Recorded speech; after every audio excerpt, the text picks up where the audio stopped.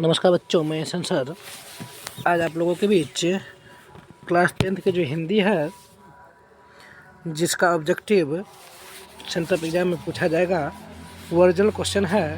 तो आप लोग फटाफट देख लीजिए। पहला क्वेश्चन देख लीजिए क्या कह रहा है।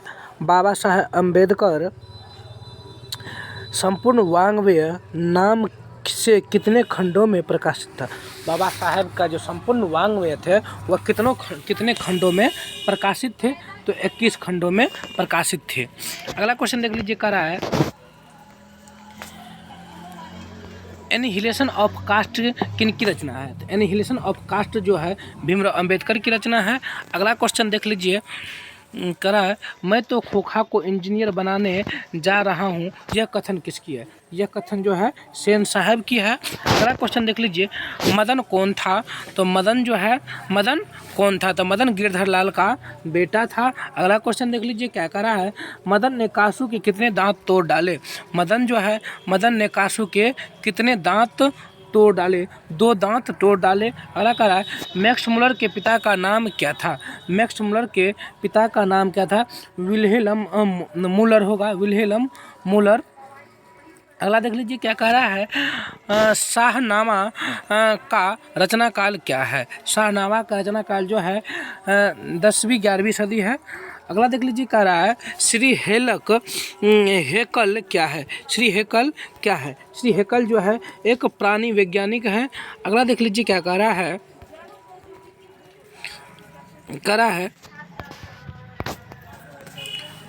शेर की खाल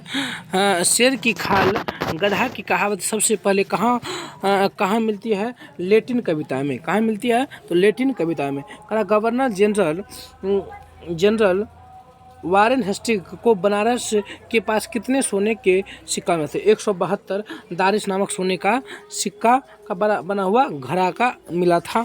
अगला देख लीजिए, कह रहा है अशोक के फूल शीर्षक निबंध किस लेखक की रचना है।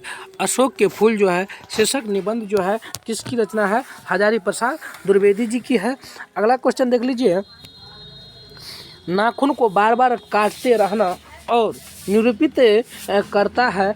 अलंकृत करना मनुष्य की किस चेतना को निरूपित करती है, तो सौंदर्य बोध और संस्कृति को निरूपित करते हैं। अगला कह रहा है अनुवृत्ता शब्द का अर्थ क्या है, आगे चलना। अनुवृत्ता शब्द का अर्थ है आगे चलना।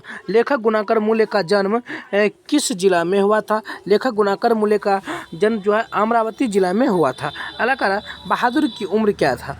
बहादुर का उम्र 12 से 13 वर्ष था। निम्नलिखित में रामविलास शर्मा की रचना कौन है। निम्नलिखित में रामविलास शर्मा की रचना कौन है, भारत की भाषा समस्या। रामविलास शर्मा की रचना है भारत की भाषा समस्या है। अगला देख लेते क्या कह रहा है, 1997 में दयावती मोदी कवि शेखर सम्मान किसे प्राप्त हुआ था। विनोद कुमार शुक्ल को प्राप्त हुआ था। कह रहा है मछली शीर्षक पाठ में संतु क्यों काँप रहा था, ठंड से। अगला देख लीजिए क्या कह रहा है, अमरुद्दीन का जन्म कहाँ हुआ था। अमरुद्दीन का जन्म जो हुआ था वह डुमराव में हुआ था। अगला देख लीजिए, बिस्मिल्लाह खां अमरुद्दीन को रियाज करने कहाँ जाना पड़ता था। पुराना बालाजी मंदिर में जाना पड़ता था रियाज करने के लिए। करा महात्मा गांधी की शादी किस वर्ष हुई थी, 1983 ईस्वी में। तो किसके साथ, तो कस्तूरबा गांधी के साथ। अगला देख लीजिए, कह रहा है आध्यात्मिक शिक्षा से मेरा मतलब हृदय की शिक्षा, यह कथन किसका है। आध्यात्मिक शिक्षा से मेरा मतलब हृदय की शिक्षा, यह कथन किसका है, तो महात्मा गांधी का है। अगला देख लीजिए क्या कह रहा है, महात्मा गांधी ने अंग्रेजों के विरुद्ध हिंसा का प्रथम प्रयोग कहाँ किया था।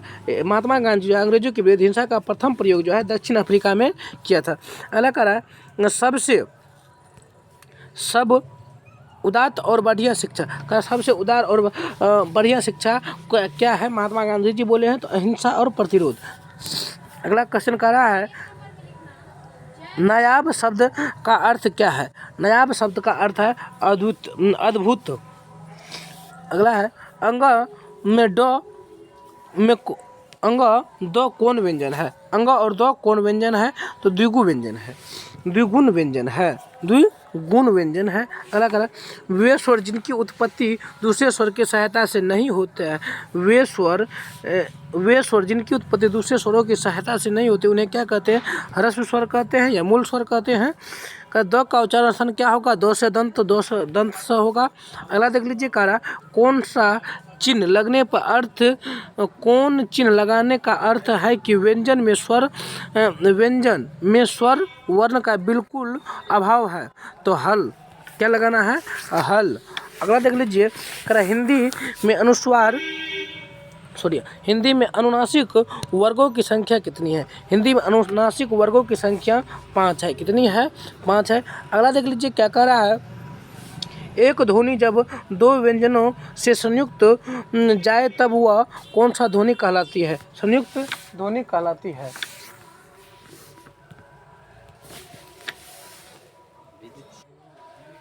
चलिए अगला क्वेश्चन कह रहा है, दो वर्णों के मेल से होने वाला विकार को क्या कहते हैं? दो वर्णों के मेल से होने वाले विकार को क्या कहते हैं? तो संधि कहते हैं। क्या कहते हैं? संधि कहते हैं। अगला कह रहा, अत्राभाव का संधि विच्छेद क्या होगा? तो अत्रा जोड़ अभाव होगा। अगला अत्र जोड़ अभाव होगा, ऑप्शन नंबर डी होगा। अगला देख लीजिए क्या कर रहा है, निम्नलिखित से शुद्ध शब्द कौन है? तो शुद्ध शब्द जो है गणित है लिखा हुआ। अगला देख लीजिए, निम्न चिन्हों में योजक चिन्ह कौन है? योजक चिन्ह बी है, ऑप्शन नंबर बी जो है यह योजक चिन्ह होगा। इस प्रकार से होता है, इसका मतलब और होता है या से होता है। करा, द्वंद्व समास में पदों के बीच में कौन सा समास? द्वंद्व समास में जो होता है योजक चिन्ह लगा रहता है। अगला देख लीजिए, अक्टूबर शब्द में कौन सा संज्ञा है? अक्टूबर व्यक्तिवाचक संज्ञा है, किसी खास महीने का नाम है। देश शब्द में कौन सा लिंग है? देश जो है पुल्लिंग लिंग है। अगला देख लीजिए, ओट शब्द क्या है? ओट जो है तत्सम है। अगला देख लीजिए करा, आयुष्मान शब्द का स्त्रीलिंग क्या होगा? आयुष्मान का आयुष्मती होता है। अगला देख लीजिए, बात का बहुवचन वचन क्या होगा? तो बातें होगा। अगला देख लीजिए क्या है, वाक्य से अलग रहने वाले शब्दों को क्या कहते हैं? वाक्य से अलग रहने वाले शब्दों को पद कहते हैं। अगला देख लीजिए क्या कह रहा है, अरे श्याम उधर न जाओ किस कारक का उदाहरण है? संबोधन कारक का उदाहरण है। वह शब्द जो संज्ञा के बदले आता है क्या कहलाता है? सर्वनाम कर। वह शब्द जो संज्ञा के बदले आता है वह क्या कहलाता है? सर्वनाम कहलाता है। आप भला जो जग भला, आप भला तो जग भला किस क्रिया का उदाहरण है? निजवाचक क्रिया का उदाहरण है। अगला कह रहा है, मैं घड़ा भरता हूँ किस क्रिया का उदाहरण है? मैं घड़ा भरता हूँ सकर्मक क्रिया का उदाहरण है। अगला कह रहा है, वह गाता है किस काल का उदाहरण है? वह गाता है ता है तो वर्तमान काल का उदाहरण है। अगला कह रहा है, सामान्यतः शब्द कितने प्रकार के होते हैं? सामान्यतः शब्द जो होते हैं वह कितने प्रकार के होते हैं? 2 प्रकार के होते हैं। करा है अगला, किसी भाषा के मूल शब्द को क्या कहते हैं? किसी भाषा के मूल शब्द को तत्सम कहते हैं। वह शब्द जो किसी शब्द के अंत में जोड़ा जाता है वह क्या करता है? प्रत्यय।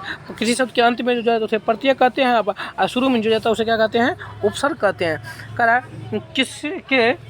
किसके बिना प्राणी को मुक्ति नहीं मिलता है? परोपकार के बिना प्राणी को मुक्ति नहीं मिलता है। अगला कह रहा है, सबैया एवं छंद में सिद्ध कवि कौन है? सबैया एवं छंद में सिद्ध कवि जो है वह रसखान है। कौन है? रसखान है।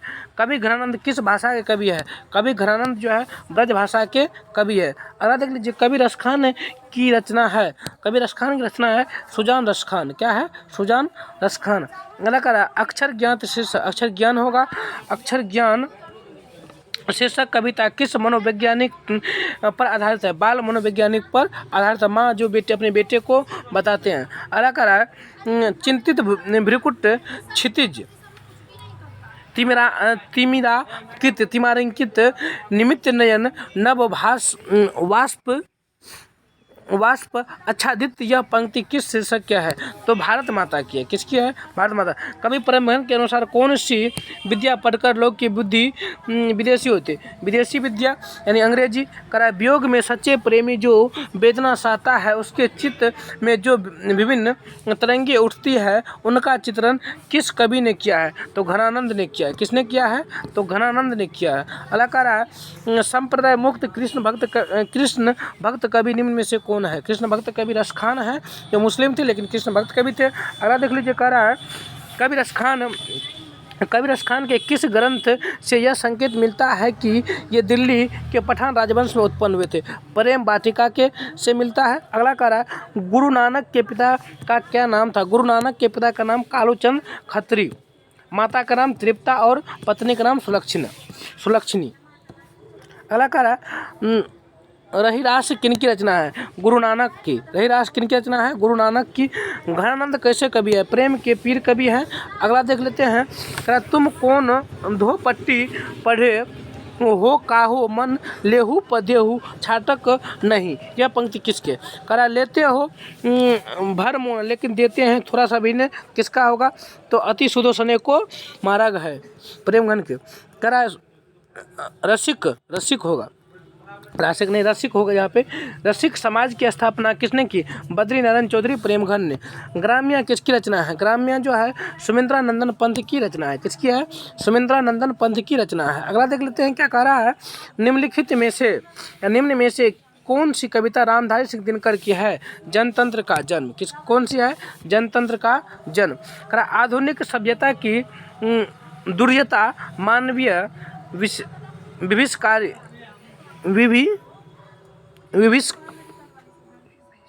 विभीषिका का चित्रण किया गया। विनाशकारी हो गया यहाँ पे, मानवीय विनाशकारी का चित्रण किया गया था हिरोशिमा में।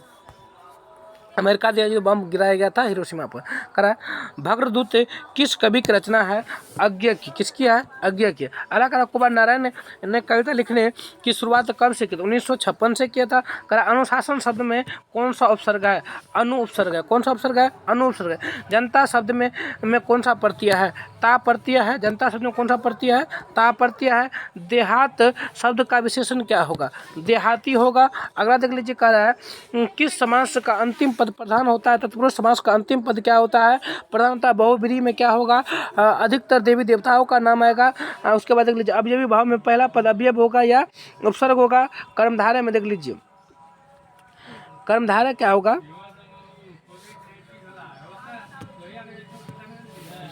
कर्मधारय समास, कर्मधारय समास का जो होगा पहला पद क्या होगा? विशेषण होगा।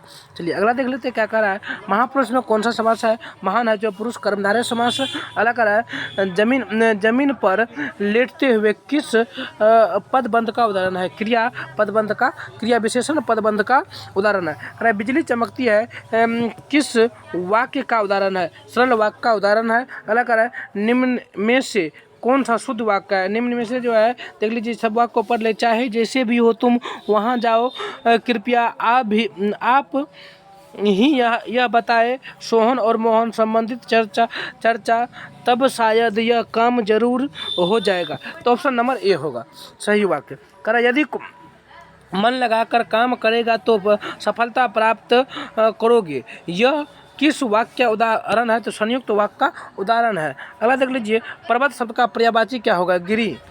सुग्रीव को गिरिराज को कहा जाता है। करा जटिल का विलोम क्या होगा? सरल। अगला देख लेते क्या कह रहा है जिसका कोई नाथ न हो के लिए शब्द क्या है? अनाथ। जिसका कोई भी नाथ न हो तो उसे क्या कहते हैं? अनाथ। कांटा निकालने मुहावरे का अर्थ क्या है? बाधा दूर करना, होना। करा परिच्छेद शब्द में संधि क्या होगा? परिजोर छेद। चलिए अगला देख लीजिए, करा ड का उच्चारण क्या होगा? तालु। किससे होगा?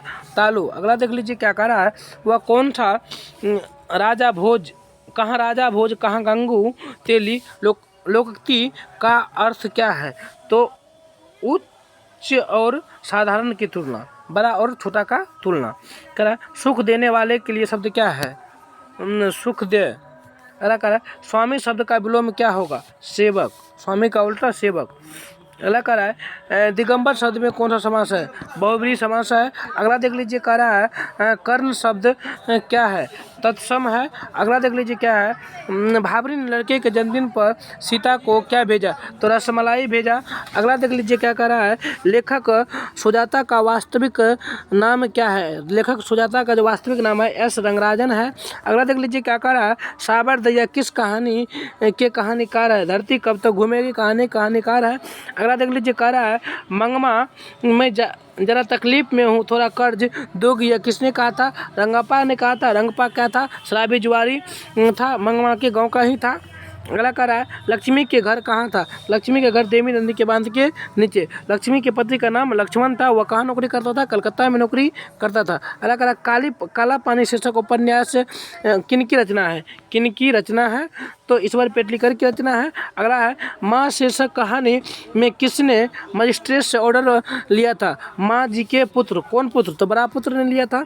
कह रहा है दौड़ो रे दौड़े मेरी मंगू को मार डाला रे, यह कहकर किसने चीख मारना शुरू की?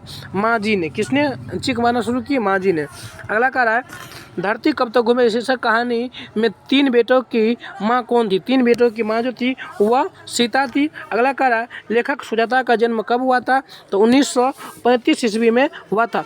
यह क्वेश्चन जितना भी 100 बताए अभी आप लोगों को, बस बहुत छोटा सा वीडियो है, इसको पूरा देख लीजिए।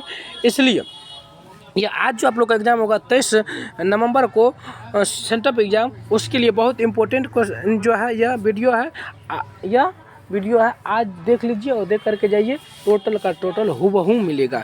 जय हिंद, मिलते हैं अगले वीडियो।